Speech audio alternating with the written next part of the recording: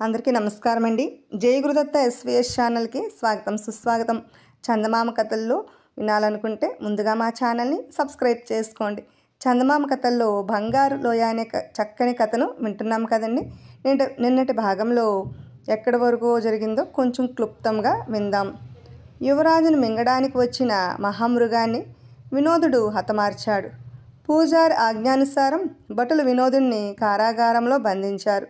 అర్ధరాత్రి సమయంలో రాజు ఒంటరిగా వచ్చి వినోదుణ్ణి రాజభవనం ఉపరితలం మీద బురుజులో లోపలికి తీసుకుపోయి అక్కడి నుంచి జ్ఞానభూమిలో జరిగే వింతలను విశేషాలను చూపసాగాడు.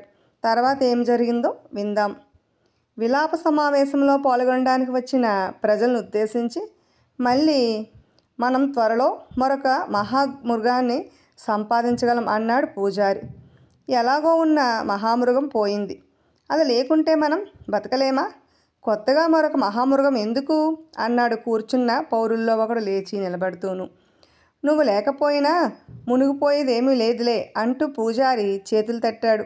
వెంటనే ఇద్దరు భటులు వచ్చి ఆ పౌరుణ్ణి అక్కడి నుంచి లాక్కుపోయారు. పౌరులారా, మీ అందరికీ ఒక శుభవార్త. పవిత్రమైన మహామృగాన్ని చంపి మన చేత బందీగా పట్టుబడిన ఆ రాక్షసుని హతమార్చి మనం ఉత్సవం జరుపుకుంటాము అన్నాడు పూజారి. వినోదుడు రాజు కేసి చూశాడు. రాజు తల అడ్డంగా ఊపుతూ, వీలు కాదు, అతన్ని అలా చేయడానికి నేను అనుమతించను అన్నాడు. చాలా కృతజ్ఞుని మహారాజా, అయినా రాజుగారైన తమను సంప్రదించకుండగా ఆ పూజారి నన్ను చంపుతానని ప్రకటించడం దుర్మార్గం కాదా? మీ మీద అధికారం చలాయించడానికి ఆ నరరూప రాక్షసుని ఎందుకు అనుమతిస్తున్నారు అంటూ వినోదుడు తన దృష్టిని మళ్ళీ పూజారి కేసి మళ్లించాడు. ఇప్పుడు మనం మన దినచర్యకు వద్దాం అని పూజారి 3 క్షణాలు మౌనం వహించి భోరును ఏడవడం ప్రారంభించాడు. కొన్ని వందల కంఠాలు ముక్కుతూ మూలుగుతూ రోదిస్తూ అతన్ని అనుసరించాయి. కళ్ళు నుంచి కన్నీటి ధారలు వాళ్ళ చెంపల మీదుగా జారాయి. కొందరు నెత్తి నోరు మొత్తుకుంటూ రోదిస్తూ బట్టలు చింపుకోసాగారు, జుట్టు పీక్కోసాగారు. ఒక్క నిమిషంలో మండపమంతా భీకరమైన రోదనలతో ప్రతిధ్వనించింది. వినోదుడు ఆ విషాద దృశ్యాన్ని చూసి భరించలేకపోయాడు. రాజు దాన్ని గ్రహించి ఆ దృశ్యాన్ని ఆపి, నిద్రలేమి వల్ల జనించే రుగ్మతను మా పౌరులు ఇలా పోగొట్టుకుంటుంటారు అన్నాడు. మీ ప్రయత్నాలన్నీ ప్రయోజనం లేనివని మహారాజా. ప్రజలను ఏడిపించడం మాని వాళ్ళను నవ్వే విధంగా ఎందుకు చేయకూడదు అని అడిగాడు వినోదుడు. ఏం చేయమన్నావు అని ప్రశ్నించాడు రాజు. నవ్వే విధంగా చేయమన్నాను మహారాజా అన్నాడు వినోదుడు. నవ్వే విధంగానా? నవ్వంటే ఏమిటి అని అడిగాడు మహారాజు అమాయకంగా. నవ్వు మహారాజా, నవ్వు అన్నాడు వినోదుడు మళ్ళీని. అదే నేను అడుగుతున్నది, నవ్వు అంటే ఫలానా అని స్పష్టంగా చెప్పు అన్నాడు రాజు. భగవంతుడా, నిజంగానే మీకు నవ్వంటే ఏమిటో తెలీదా అని అడిగాడు వినోదుడు ఆశ్చర్యంగా. ఆ ప్రశ్న రాజును మరింత ఇబ్బంది పెట్టింది. జ్ఞానభూమి వారసులకు నవ్వంటే ఏమిటో నిజంగానే తెలియదు. వాళ్ళు ఎప్పుడూ నవ్వి ఎరగరు. వినోదుడు రాజుకు నవ్వి చూపాలని ప్రయత్నించాడు, కానీ నవ్వలేకపోయాడు. రాజా, మీరు మీ జ్ఞానభూమి పౌరులు ఎంతో సాధించి ఉన్నప్పటికీ అది ఎందుకు కొరగాదు. ఒక విధంగా మీరంతా దురదృష్టవంతులు, శాపగ్రస్తులని చెప్పాలి. నేనే రాజుగా ఉండి ఏవేవో అద్భుత శక్తులు, నక్షత్రాలను ధ్వంసం చేసే శక్తితో సహా ఎన్ని అద్భుత శక్తులు ఉన్నప్పటికీ వాటినన్నింటినీ సైతం వదులుకుని హాయిగా నవ్వే శక్తిని సంపాదించడానికి వెనుకాడను అన్నాడు ఆవేశంతో. వినోదుడి మాటల్లో ధ్వనించిన నిజాలను రాజుకు సంతోషం కలిగించింది. రాజు కొంతసేపు మౌనం వహించాడు. ఉన్నట్టుండి ఒక గోపురం మీద పసుపు రంగు దీపం వెలిగింది. వెనువెంటనే ఘంటానాదం వినిపించింది. దీని అర్థం ఏమిటో సరికొత్త పరిశోధన ఫలించిందన్నమాట. బహుశా మనోదర్పమైన అయి ఉంటుంది అన్నాడు రాజు. వినోదుడు బురుజు నుంచి వెలుపలికి వచ్చారు. వాళ్ళు వెలుపలికి రాగానే ద్వారం మాయమైనది. మెట్ల మీద ఎవరో వస్తున్న చప్పుడు వినిపించింది. వినోదుని చాటుగా ఉండమని రాజు చెయ్యెత్తి సంజ్ఞ చేశాడు. మనోదర్పణం సిద్ధమైంది మహారాజా అంటూ 2 పండితులు అక్కడికి వచ్చి గుటతో కప్పబడి ఉన్న ఒక అద్దాన్ని రాజుగారికి అప్పగించి, మీరెవరినైనా తలుచుకుని వారి పేరును ఉచ్చరిస్తూ ఈ దర్పణాన్ని 3 సార్లు తుడిచి అందులోకి చూసినట్టయితే ఆ వ్యక్తి మీ గురించి ఇటీవల ఏమనుకుంటున్నది స్పష్టంగా కనిపిస్తుంది అన్నారు సంతోషంగా. మీ కృషి ఫలించినందుకు చాలా సంతోషం. మొట్టమొదట మన ముఖ్య శ్రేయోభిలాష్ అయిన పూజారి మనసును ఇప్పుడు మనోదర్పణంలో తిలకిద్దాం అంటూ రాజు మనోదర్పణం మీద గుడ్డను తొలగించబోయాడు. ఆగండి అని అరుస్తూ పూజారి అక్కడ ప్రత్యక్షమై ఆ మనోదర్పణాన్ని మొదట నేనే ఉపయోగించాలి, పైగా అది పూజారినైనా నా సమక్షంలోనే ఉండాలి అన్నాడు పట్టుదలగా. ఆ క్షణంలో ఏమి చెప్పడానికి తోచక రాజు కొంచెం మౌనం వహించాడు. ఈ మనోదర్పణాన్ని ఉపయోగించుకోవడం రాజుగారైన మీ హక్కు అన్న సంగతి మర్చిపోకండి మహారాజా. పూజారి మనసు ఎటువంటిదో ఈ క్షణమే తెలుసుకోండి అంటూ చాటు నుండి వాళ్ళ ముందుకు వచ్చాడు వినోదుడు. వీలు కాదు కాదు కాదు అని అరుస్తూ పూజారి రాజుగారి నుంచి మనోదర్పణాన్ని లాక్కోబోయాడు. వినోదుడు ముందుకు దూకి పూజారికి అడ్డుపడ్డాడు. ఇంతలో రాజు మనోదర్పణం మీద గుడ్డను తొలగించి పూజారి పేరు చెబుతూ దాన్ని 3 సార్లు తుడిచివేశాడు. అందులోని దృశ్యం చూసి అదిరిపడి అర్ధాన్ని దూరంగా విసిరి కత్తి దూసి ఒక్క క్షణంలో పూజారి తలను తెగవేశాడు. ఏం పనిచేశారు మహారాజా అన్నాడు వినోదుడు దిగ్భ్రాంతితో. అవును, ఆ క్షణంలో ఏం చేసింది నాకే తెలియడం లేదు అంటూ కొంత సేపు ఆగి నేను ఆ అర్థంలోనికి చూసేసరికి పూజారి వికృతంగా పళ్ళు కొరుకుతూ కత్తి దూసి నా మీదకి రావడం కనిపించింది. అది బింబం అన్న మాట మరిచిపోయి నిజమనుకుని ఆత్మరక్షణ కోసం అతను నిజంగానే హతమార్చాను అన్నాడు. రాజు రక్తంలో పడి ఉన్న పూజారి తల కేసి చూస్తూ కాస్త బాధతో, అంటే ఆ పూజారి మిమ్మల్ని హతమార్చాలని ఆలోచిస్తూ ఉండేవాడన్నమాట మహారాజా అన్నారు పండితులు ఆశ్చర్యంగా. రాజు చేతి నుంచి కత్తి జారి కింద పడింది. రాజు అన్న తరువాత ఖడ్గం లేకుండా ఉండకూడదు మహారాజా అంటూ వినోదుడు కత్తిని తీసి రాజు నడుమునకు వేలాడుతున్న వరలో పెట్టాడు. నేను మనోదర్పణంలో చూసిన విధంగా పూజారి నా శత్రువు అన్న విషయం నిజమేనా అని అడిగాడు రాజు కాస్త అనుమానంగా. సందేహం ఎందుకు మహారాజా, మనోదర్పణాన్ని మరొకసారి పరీక్షించి చూడండి అన్నారు దాన్ని రూపొందించిన పండితులు ఏకకంఠంగా. మంచి సలహా అని రాజు వినోదుడి కేసు తిరిగి, నువ్వు మానవ రూపంలో ఉన్న రాక్షసుడివని, మాకేదో హాని కలిగించే ఉద్దేశంతోనే ఇక్కడికి వచ్చావని పూజారి నిన్ను గురించి చెప్పేవాడు. అది ఎంతవరకు నిజమో ఇప్పుడు నేను మనోదర్పణం ద్వారా తెలుసుకుంటాను అంటూ ఒక్క క్షణం కళ్ళు మూసుకుని వినోదుడి పేరు స్మరిస్తూ మనోదర్పణంలోనికి చూశాడు. మొదట ఆశ్చర్యం చెందిన రాజు కొంతసేపటికి ఆనందంతో నవ్వుతూ వినోదుడి దగ్గరికి తిరిగి, నువ్వు ఒక మహాకార్యం సాధించడానికి మా జ్ఞానభూమి గుండా వెళ్తున్నావు. నువ్వు ప్రయాణం సుకరం కావడానికి నువ్వు మా సహాయాన్ని కూడా ఆపేక్షిస్తున్నావు. అంతేకాని నీకు మా పట్ల ఎటువంటి శత్రుత్వము దురుద్దేశము లేదు. పైగా నువ్వు మా శ్రేయోభిలాషివే అన్నాడు రాజు. వినోదుడి కళ్ళ వెంట ఆనంద బాష్పాలు రాలాయి. నేను మీతో చెప్పాలనుకున్న మాటలను మీరే చెప్తున్నారు మహారాజా. ఒక వరం సాధించడానికి నేను ఈ జ్ఞానభూమిని దాటి వెళ్ళాలి. అందుకు మీ సహాయం కావాలి అన్నాడు వినోదుడు. రాజు కొంతసేపు మౌనం వహించి అక్కడ ఉన్న పండితులను వెళ్ళమని సైగ చేశాడు.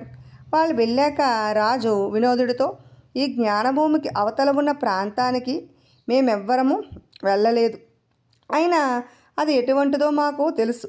ఆ ప్రదేశానికి మా జ్ఞానభూమికి మధ్య విషవాయువులు చిమ్మే పర్వత శ్రేణులున్నాయి. ఆ విషవాయువులకు తట్టుకుని ఏ ప్రాణి కూడా అవతలికి పోజాలదు అన్నాడు. మహారాజా, ఆ విషవాయువులను దాటి అవతలకు వెళ్ళడానికి మీరు మాత్రమే నాకు సహాయం చేయగల సమర్థులు అన్నాడు వినోదుడు. నేనెలా సాయం చేయగలను చెప్పు అని అడిగాడు మహారాజు. ఒక చోట మాయమై మరొక చోట ప్రత్యక్షమయ్యే రహస్యాన్ని నాకు ఉపదేశిస్తే చాలు మహారాజా అన్నాడు వినోదుడు. రాజు మళ్ళీ ఆలోచనలో పడ్డాడు. మహారాజా, నేను నా యాత్రలో విజయం సాధించినట్టయితే మీకు అందరికీ హాయిగా నవ్వే వరాన్ని తీసుకువస్తాను అన్నాడు వినోదుడు. నవ్వే వరమా? అదేమిటో నాకు స్పష్టంగా తెలియడం లేదు. అయినా అదేదో గొప్పదనే విషయం మాత్రం తెలుస్తున్నది. కానీ నువ్వు తెలుసుకోవాలన్న రహస్యం చాలా విలువైనది నాయన. అది జ్ఞానభూమిలో ఇద్దరికంటే అంటే నాకు పూజారికి మాత్రమే తెలిసిన పరమరహస్యం అన్నాడు రాజు. ఆ రహస్యం దానిని కనుగొన్న పండితులకు తెలుసు కదా మహారాజా అని అడిగాడు వినోదుడు అనుమానంగాను. నిజమే, వారికి తెలుసు.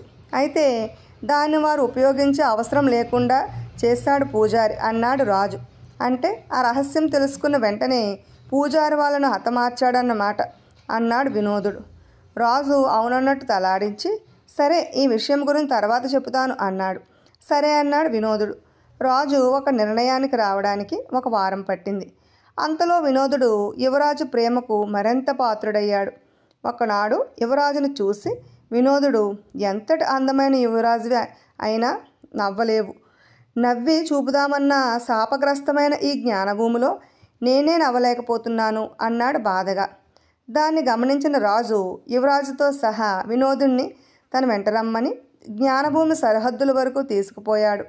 అక్కడ రాజు అతనికి మాయమయ్యే రహస్యాన్ని ఉపదేశించి మాయమైన తరువాత అదే స్థితిలో ఉండటం ప్రమాదకరం, విషవాయువులు చిమ్మే పర్వత శ్రేణులు దాటిన వెంటనే మానవ రూపంలో ప్రత్యక్షం కావాలి, ఈ సంగతి మర్చిపోవద్దు, అదృశ్య రూపంలో చాలా కాలం ఉండటం క్షేమం కాదు అని హెచ్చరించాడు. వినోదుడు అదృశ్యమవడానికి ముందు రాజు యువరాజు అతనికి వీడ్కోలు పలికారు. రాజు ఉపదేశించిన రహస్య సూత్రం ప్రయోగించి వినోదుడు క్షణాలలో శక్తి తరంగాలుగా మారి అదృశ్యంగా మాయమయ్యాడు. తాను మాయమై మళ్ళీ మామూలు మానవ రూపం ధరించిన విషయం తెలుసుకోవడానికి వినోదుడికి కొంతసేపు పట్టింది. తానొక బండరాయి మీద పడి ఉన్నట్లు అతడు గ్రహించాడు. అతడి కాళ్ళు చేతులు కదిలించలేనంత నీరసంగా ఉన్నది. మెల్లగా కళ్ళు తెరిచి చుట్టుపక్కల కలయి చూశాడు. అంతా చిమ్మ చీకటిగా ఉన్నది. ఎదురుగా ఒక ముని కూర్చుని ఉండటం లీలగా కనిపించింది. ముని కళ్ళు నీలమణుల్లా ప్రకాశిస్తున్నవి. భగవంతుడా, నేను మళ్ళీ మరొక పూజారికి పట్టుబడలేదు కదా అనుకున్నాడు వినోదుడు. ఎవరు నువ్వు? శతాబ్దాల తరబడి మూయబడి ఉన్న ద్వారాన్ని దాటి నా గుహలోపలికి ఎలా ప్రవేశించావు అని అడిగాడు ముని ఆశ్చర్యంగా. శతాబ్దాల తరబడా అంటే మీరు ఈ గుహలో నుంచి శతాబ్దాల తరబడి వెలుపలికి రాకుండా ఈ గుహలోనే ఉంటున్నారా అని అడిగాడు వినోదుడు లేచి కూర్చుంటూ మరింత ఆశ్చర్యంగా. అవును, మరి నేను అడిగిన ప్రశ్నకు సమాధానం ఏమిటి అన్నాడు ముని. వినోదుడు తన వృత్తాంతాన్ని క్లుప్తంగా తెలియచేశాడు. అంతా విన్న ముని కళ్ళు మూసుకుని నిశ్చలంగా ధ్యానంలో కూర్చున్నాడు. గంటసేపు గడిచింది. ముని నెమ్మదిగా కళ్ళు తెరిచి వినోదుడి తల మీద చేయి ఉంచి, నాయన, నువ్వు పవిత్ర స్వరూపుడివి, అందువల్లే అదృశ్యంగా పయనిస్తున్న నువ్వు నా కేసు ఆకర్షించబడి ఇక్కడికి చేరావు అన్నాడు మందహాసంతో. వినోదుడికి ఆనంద తటాకంలో మునిగినట్టయింది. అతని నీరసమంతా చీకటిలో తొలగిపోయింది. శాంతి ఆనందం నరనరానికి ప్రసరించినట్లయింది. ఆ మునితో ఎంతో మహామహిమాన్వితుడని దయాస్వరూపుడని వినోదుడు గ్రహించాడు. రా, వెలుపలికి పోదాం, కొత్త ప్రాంతాన్ని చూపుతాను, నేను చూసి చాలా కాలమైంది అంటూ ముని లేచి ముందుకు నడిచాడు. ఇరువురు గుహ ముఖానికి చేరారు. ద్వారానికి అడ్డుగా ఉన్న బండను తొలగించడానికి వినోదుడు ప్రయత్నించాడు. కానీ వెంట్రుకవాసి కూడా కదిలించలేకపోయాడు. ఉండు, నేను తొలగిస్తాను అంటూ ముని ఆ బండను దండంతో తాకాడు. బండ ఎగిరి దూరంగా పడింది. ఇద్దరు గుహ నుంచి బయటకు వచ్చారు. గుహ కొండపైన ఉన్నది. కొండకు దిగువ భాగంలో ఒక అందమైన పట్టణం కనిపించింది. భగవంతుడా, గుహ చుట్టూ ఉన్న అందమైన చెట్టు చేమలు పక్షులు ఏమయ్యాయి? కొండ చుట్టూ ఉన్న అరణ్యమంతా ఏమైంది? ఎలా మాయమైంది అని ముని మనసులో అనుకుంటూ వినోదుడి కేసు తిరిగి ఆ ప్రాంత వృత్తాంతాన్ని వివరించాడు. ఆ ప్రాంతం అంతా ఒకప్పుడు భయంకరమైన అరణ్యంగా ఉండేది. ఆ ముని తప్ప మానవ మాత్రులు ఎవ్వరూ ఆ పరిసర ప్రాంతంలో ఉండేవారు కాదు. రాజు పెట్టే బాధలు భరించలేక పేదవాడొకడు ఒకనాడు రాజ్యం నుంచి పారిపోయి ఆ కొండ ప్రాంతానికి చేరాడు. అతన్ని ఆకలి దప్పులు విపరీతంగా బాధించసాగాయి. అప్పుడు అతడికి పక్కనే ఉన్న చిన్న కొండ మీద కొన్ని పక్షులు కిలకిలమంటూ ఒక పుచ్చకాయను తింటూ కనిపించాయి. అతడు వెంటనే కొండ మీదకు వెళ్ళి పక్షులు సగం తిని వదిలి వెళ్ళిన పుచ్చకాయను అందుకుని ఆవురావురమని తినేశాడు. అతని ఆకలి దప్పులు తీరాయి. ఆ తరువాత అతనికి ఒక అనుమానం కలిగింది. ఇంత పెద్ద పుచ్చకాయను అంత చిన్న పక్షులు ఎలా ఎత్తైన ఈ కొండ మీదకు మోసుకురాగలిగాయి? ఇలా ఆలోచిస్తూ అతడు పరిసర ప్రాంతాలను పరిశీలనగా చూశాడు. పక్కనే ఒక తీగ కనిపించింది. ఆ కొండ మీదే పుచ్చకాయ కాసినట్లు గ్రహించి ఆశ్చర్యం చెందాడు. బండరాళ్లతో ఉన్న ఈ కొండ మీద పుచ్చకాయ ఎలా పండుతుంది అని ఆశ్చర్యపడుతున్నాను అంటూ అక్కడికి వచ్చాడు. దోపులున్న గుహలో నుంచి ఒక ముని. అవును స్వామి అన్నాడు పేదవాడు. నేనే నా యోగశక్తితో రోజూ ఒక పుచ్చకాయను సృష్టించి పక్షులకు ఆహారంగా పెడుతున్నాను అన్నాడు ముని. అలాగా, అయితే నన్ను కూడా ఒక పక్షిగా మార్చేయండి మహాత్మా, మీ దయ వల్ల పుచ్చకాయను తిని బతికిపోతాను అని ప్రార్థించాడు పేదవాడు. అంతెందుకు గాని, కావాలంటే నీకు సరిపడా పుచ్చకాయను పెద్దదిగా సృష్టిస్తాను అన్నాడు ముని.